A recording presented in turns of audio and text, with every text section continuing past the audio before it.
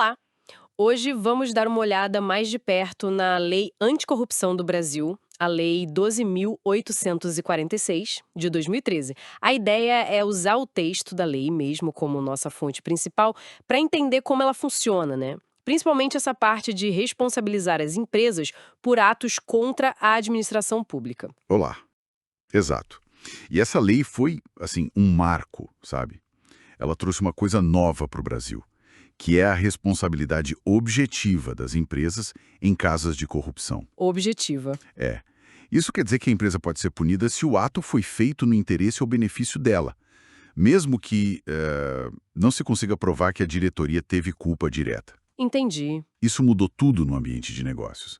Forçou as empresas a olharem mais para os riscos, para os controles internos. Então, a empresa responde direto, mesmo sem a intenção comprovada? É isso? E quem entra nessa? Qualquer empresa? Basicamente, sim. A lei fala em responsabilidade objetiva, tanto administrativa quanto civil.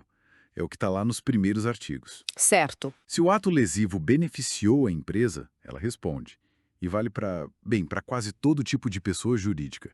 Sociedade empresária, simples, fundação, associação, até empresa estrangeira que atua aqui no Brasil. Mesmo que só tenha um escritório aqui. Exato. Tendo representação no país, já está sujeita à lei. E as pessoas? Os diretores, funcionários? Se a empresa paga o pato objetivamente, eles escapam. Não, de jeito nenhum. A lei é bem clara nisso. Uma coisa é a responsabilidade da empresa, outra é a das pessoas físicas envolvidas. Ah, bom. Os diretores, os funcionários que participaram do ato ilícito, eles respondem também, sabe? Na medida da culpabilidade deles. Mas a punição da empresa não depende da condenação deles, e vice-versa. Faz sentido. E se a empresa, sei lá, for vendida ou se fundir com outra, a responsabilidade some? Não some, não. Ali pensou nisso.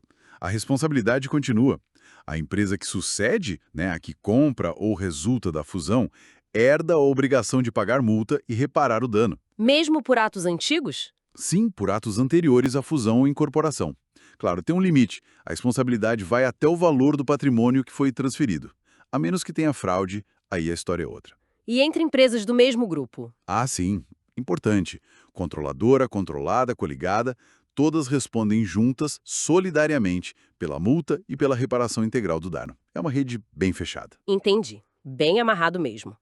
Agora, que tipo de ato exatamente a lei considera lesivo? Ou que coloca a empresa nessa mira? Olha, a lista no artigo 5º é cumprida.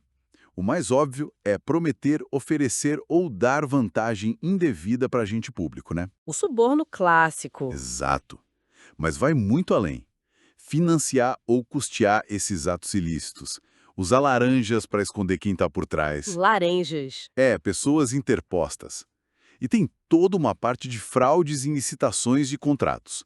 Tipo, frustrar competição, sabe? Combinar preço, por exemplo. Isso. Ou fraudar o procedimento, afastar um concorrente que poderia ganhar, fraudar o próprio contrato depois de assinado, criar empresa de fachada só para participar, Nossa. obter vantagem indevida em modificações contratuais, manipular o equilíbrio financeiro do contrato e até dificultar a investigação ou fiscalização dos órgãos públicos. É bem abrangente. E as punições? Falamos em multas, né? São pesadas. Podem ser bem pesadas sim.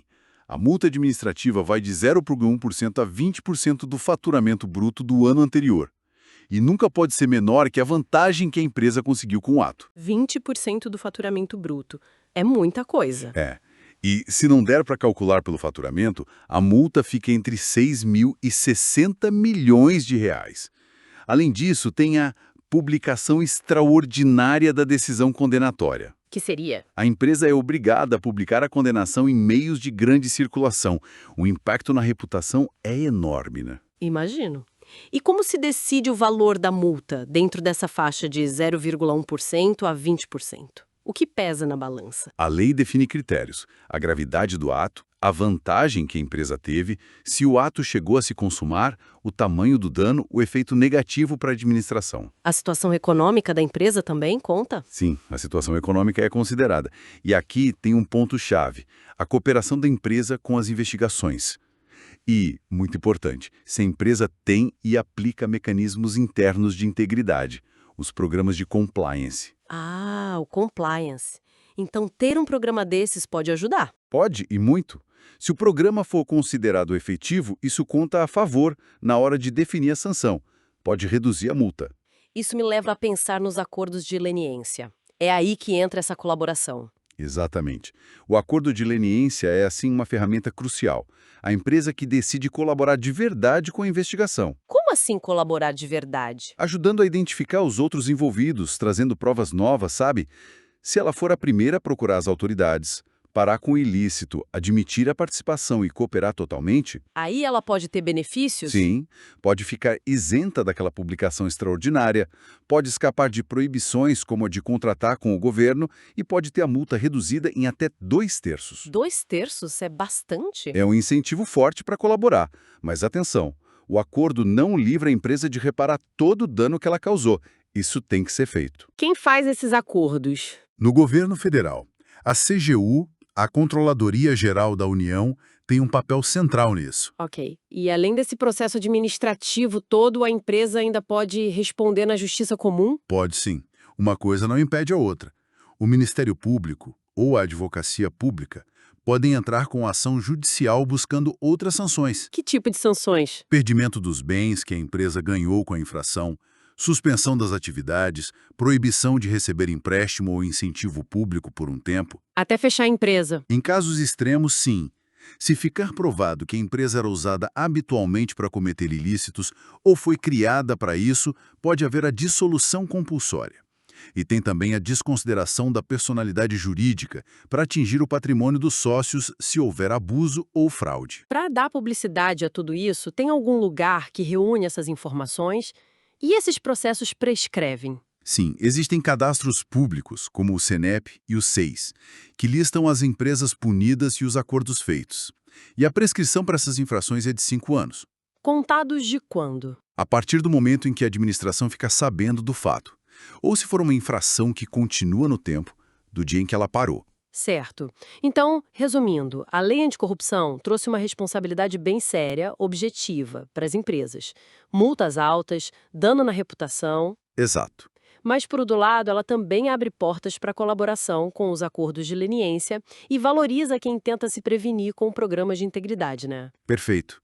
E essa valorização do compliance, lá no artigo 7º, quando fala dos critérios para aplicar a sanção, deixa uma reflexão no ar, eu acho. Qual seria? Será que basta ter o programa no papel? Ter lá as políticas, o código de conduta bonitinho? Ou o que realmente importa, o desafio maior é mostrar que esses mecanismos são efetivos de verdade? Que eles funcionam no dia a dia. Exatamente.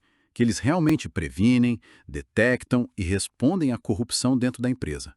Acho que a discussão sobre a efetividade do compliance é o grande ponto hoje em dia.